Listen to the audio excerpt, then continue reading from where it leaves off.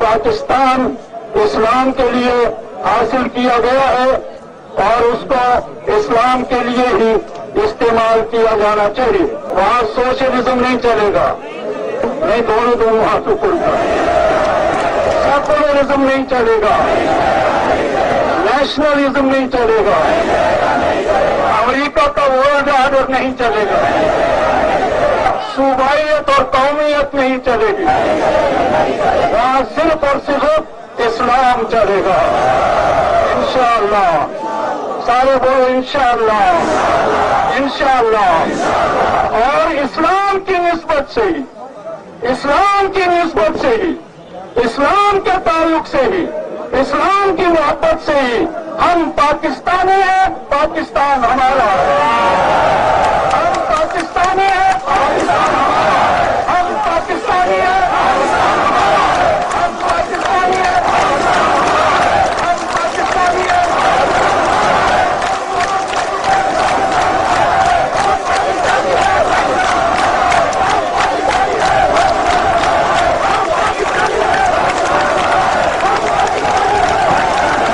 हैं, और आपको पता है उनका तो नारा बड़ा मशहूर हुआ, हम पाकिस्तानी हैं, पाकिस्तान हमारा है। ये उनका नारा था और उन्होंने वसीयत की थी कि मेरी लाश को भी पाकिस्तानी परचम में दफनाना है। जब परवेज मुशर्रफ, पाकिस्तानी फौज, पाकिस्तान के पॉलिटिकल लीडर्स, पाकिस्तान के जो रियासती इदारे और पाकिस्तानी अवाम का जो मुश्तरका मौकिफ, उस मौकिफ से जब पीछे हटा तो सबसे ज्यादा मुखालफत जो है वो सैयद अली गिलानी ने की। और वो मौका था जिसने साबित कर दिया कि सैयद अली गिलानी रहिमहुल्लाह की मोहब्बत पाकिस्तान और कश्मीरियों के साथ किसी इदारे के उकसाने के ऊपर नहीं है, बल्कि जेन्युइन। और उन्होंने बेइज्जत करके इस डिक्टेटर को, जब उस वक्त ये आप समझ लें फिरौने वक्त था मुशर्रफ, बेइज्जत करके, इसकी बेइज्जती करके उन्होंने इसे निकाला था वहां से कि मेरे साथ बात भी नहीं करनी इस मौकिफ के ऊपर कि पाकिस्तान अपने जो स्टांस, जो बानिया पाकिस्तान का था, उससे पीछे। और वो कौम के लिए कौमियत की बुनियाद पे नहीं, वो हमेशा यही कहते थे पाकिस्तान से मेरी मोहब्बत इस्लाम के रिश्ते पे, कश्मीर को मैं पाकिस्तान का हिस्सा बनाने का हामी हूं इस्लाम के रिश्ते में। उनके लिए पहला फैक्टर इस्लाम था। और एक वो भगोड़ा डिक्टेटर जो कहता था सबसे पहले पाकिस्तान, सबसे पहले इस्लाम,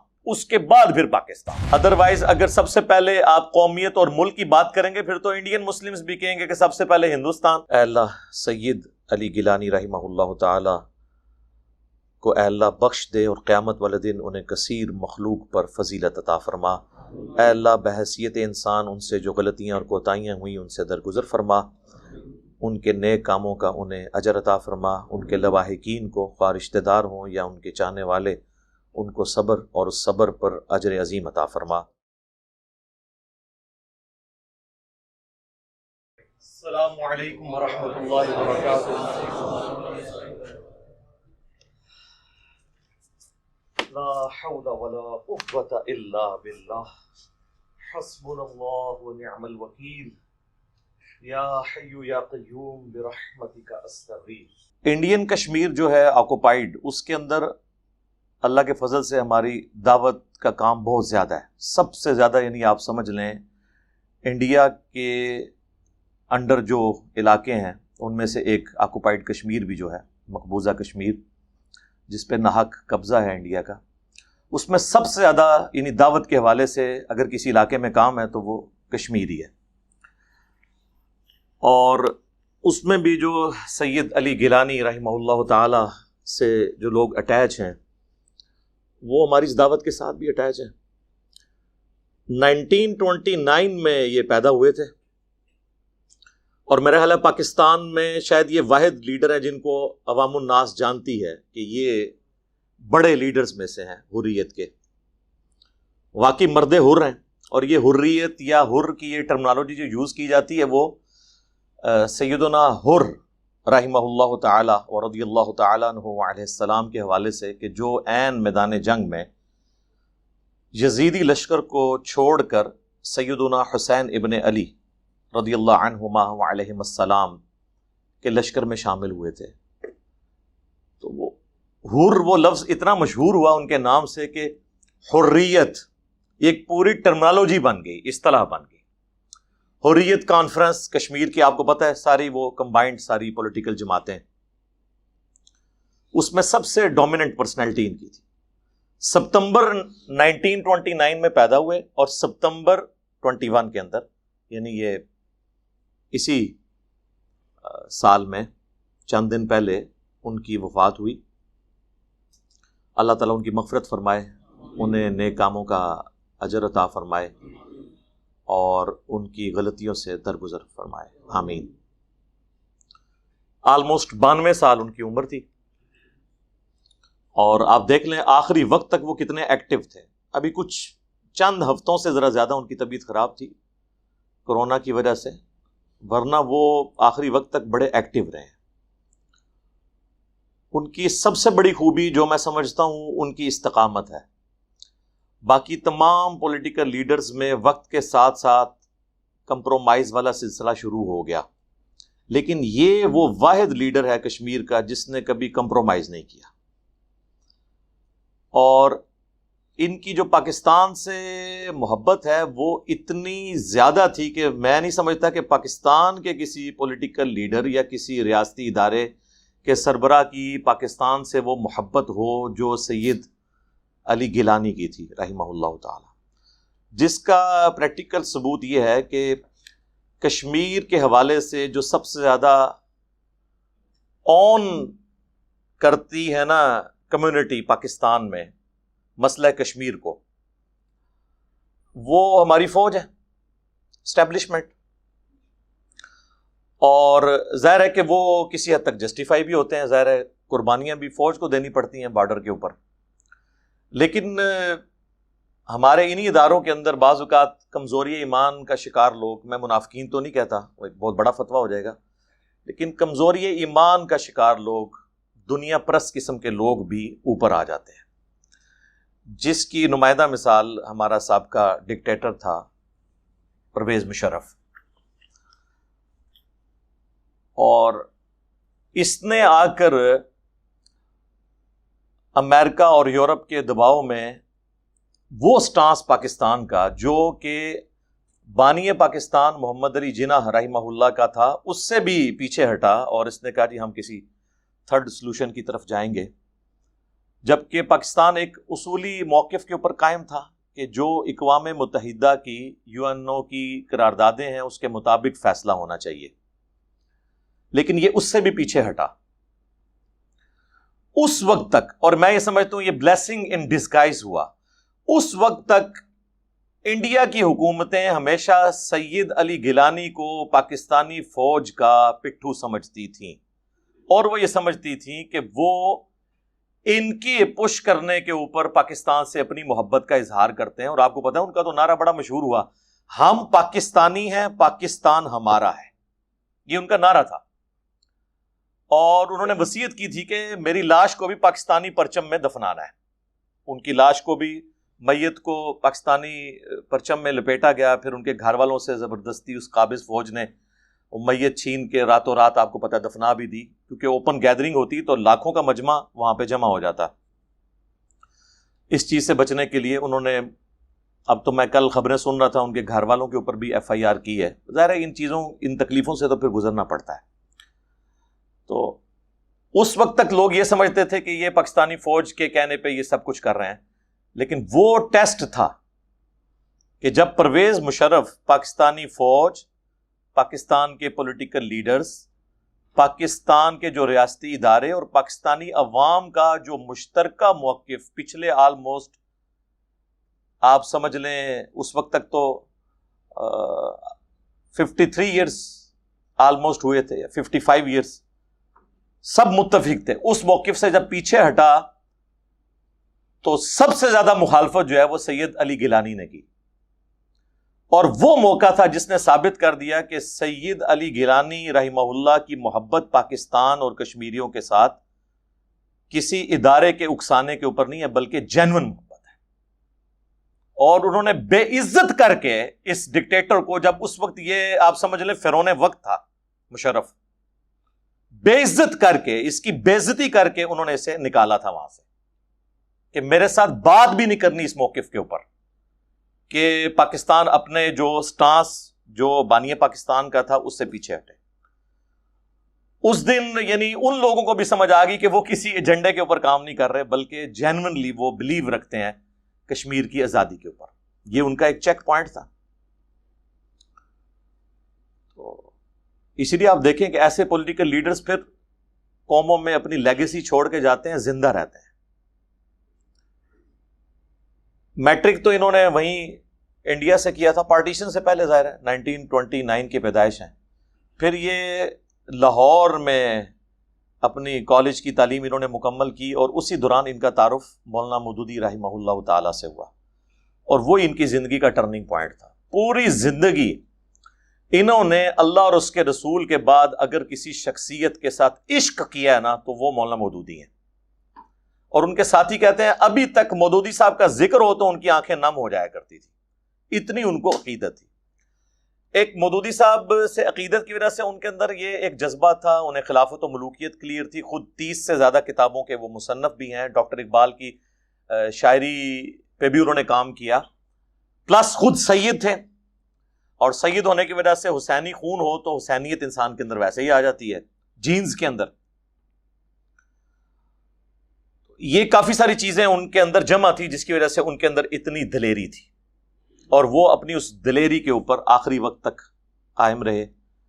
اور آپ دیکھیں کہ وقت گزرنے کے ساتھ ساتھ کئی پولیٹیکل جماعتوں کے اندر, لیڈرز کے اندر تھوڑا بہت کمپرومائز والا بیہیویئر آ گیا, لیکن یہ بندہ اپنی ضعیف العمری کے باوجود, بوڑھا اور کمزور ہونے کے باوجود, جس کا پتا بھی نکلا ہوا ہو, ایک گردہ بھی کام نہ کرتا ہو, اور کئی قسم کی بیماریاں ہوں, لیکن ان کی آپ تقریریں اس بڑھاپے میں بھی سنیں, جوانوں سے زیادہ جذبہ دلانے والی تقریریں تھیں. لہٰذا یہ جو ایمان ہے نا, اس کے لیے طاقت کا ہونا ضروری نہیں ہے, ایمان کی طاقت کا ہونا ضروری ہے. پھر ایک علی گیلانی جیسا کمزور شخص بھی جو ہے وہ راہ حق میں کبھی کمپرومائز کی روش اختیار نہیں کرتا, الحمدللہ. ہم ان کے لیے دعا گو ہیں کہ اللہ تعالیٰ ان کی قربانیوں کو اپنی بارگاہ میں قبول و منظور فرمائے. بہرحال بڑی خوشی ہوئی مجھے کہ پاکستان کے تمام پولیٹیکل لیڈرز نے, پاکستان کے آرمی چیف نے, اور باقی جتنے لوگ ہیں ڈومیننٹ, انہوں نے سید علی گیلانی کی وفات کے اوپر انہیں خراج تحسین پیش کیا, الحمدللہ. اور ان کے مرنے کے بعد کم از کم ان کی قربانیوں کو اس طریقے سے مانا گیا. ویسے زندگی میں بھی ان کو مانتے تھے, لیکن مرنے کے بعد جس طریقے سے ان کا تعارف ہمارے میڈیا میں سامنے آیا تو ہماری ینگ جنریشن کو پتہ چلا ہے کہ اس طرح کے قیمتی لوگ بھی دنیا میں موجود ہیں.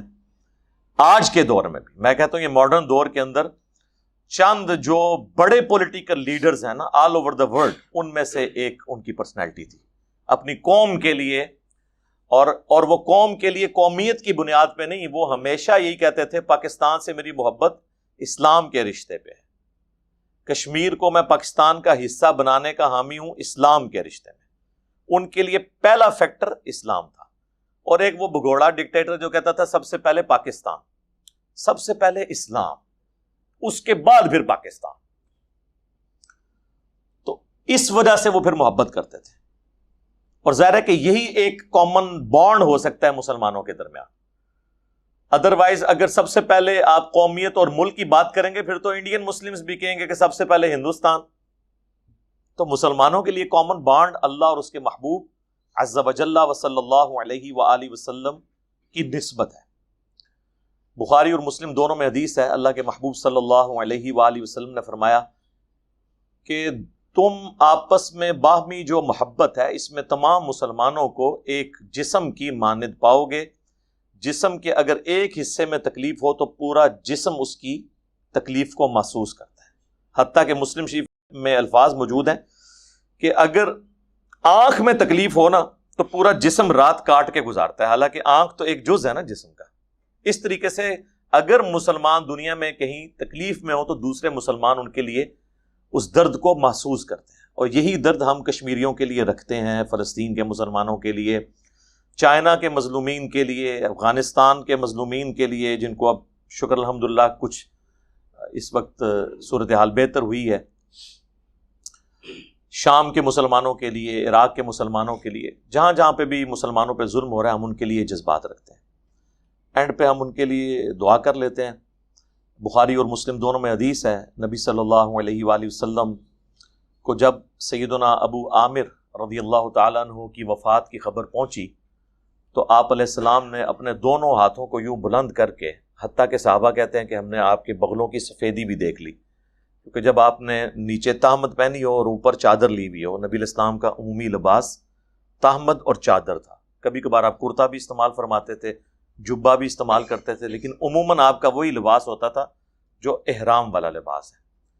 تو آپ نے اگر نیچے تہمت پہنی ہوئی ہو، اوپر یوں چادر لی ہو، اور پھر آپ یوں ہاتھ بلند کریں کہ اپنے چہرے سے بھی اوپر لے جائیں، تو پھر یہ بغلوں کی سفیدی ظاہر ہو جاتی ہے.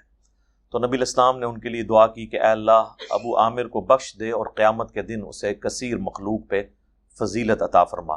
تو یہ حدیث بخاری اور مسلم دونوں میں موجود ہے. یہ اس بات کا ثبوت ہے کہ مرنے کے بعد آپ میت کے لیے دعا کریں. ایک تو وہ دعا ہے جو ہم جنازے کے اندر کرتے ہیں، بڑی مشہور دعا، سنن ابی داؤد کے اندر موجود ہے، ترمذی میں، ابن ماجہ میں، اللہم اغفر لحینا و میتنا، یہ والی دعا.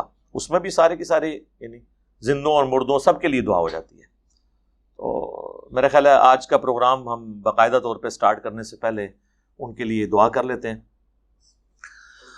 اللہم انی اسألک بانک انت اللہ لا الہ الا انت الاحد الصمد الذی لم یلد ولم یولد ولم یکن له کفوا احد وإلہکم الہ واحد لا الہ الا هو الرحمن الرحیم الف لام میم اللہ لا الہ الا هو الحی القیوم اللہم صلی علی محمد وعلی آل محمد اللہم اغفر لحینا ومیتنا وشاہدنا وغائبنا وصغیرنا وکبیرنا وذکرنا وانثانا اللہم من احییتہ منا فاحیہ علی الاسلام ومن توفیتہ منا فتوفہ علی الایمان آمین.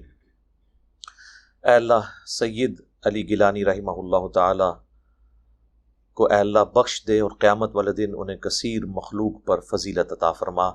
اے اللہ بحیثیت انسان ان سے جو غلطیاں اور کوتاہیاں ہوئیں ان سے درگزر فرما، ان کے نیک کاموں کا انہیں اجر عطا فرما. ان کے لواحقین کو خواہ رشتہ دار ہوں یا ان کے چاہنے والے، ان کو صبر اور اس صبر پر اجر عظیم عطا فرما.